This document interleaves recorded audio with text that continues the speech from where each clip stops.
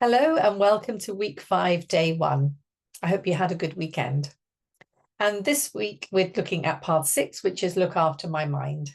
And today I want to talk about comparison and also self-compassion. Now, it's completely natural to compare ourselves with others. That's part of how humans survive. But when you think about it, you're comparing yourself with someone who is not like you. So you might look at somebody else and think, oh, they're doing better in this area, or they seem more successful in work or with hobbies or families or whatever it might be.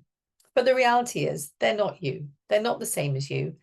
They haven't had the same genetics. They haven't had the same upbringing, the same background, the same life experiences. So it's mad, really, isn't it, to compare ourselves with other people? But we do it. And that can sometimes lead to having some negative thoughts about ourselves because we maybe feel less successful than somebody else or whatever that comparison is.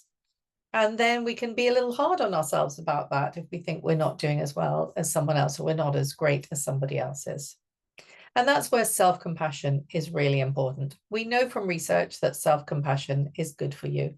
It does make you feel better. It improves your mental health. And it's really important to be kind to yourself and not to beat yourself up. To be your own best friend, your loveliest, kindest best friend. I did ask people one time in a course, what would your best friend say about that? And someone said, they tell me to pull myself together and get on with it. So I'm not talking about that best friend, that they may be useful at times, but the one who says, you're doing really well. Look at the circumstances that you're in. You are doing well. So you want to be your own best friend. So really important to not beat yourself up, not to talk yourself down, but to look for the positives in life and to focus on those. And so for our breath work today, I want us to breathe in, have a slightly longer out breath than our in breath. And while we're doing it, to focus on positive self-talk. So as you breathe in, you may say something like, you are doing your best.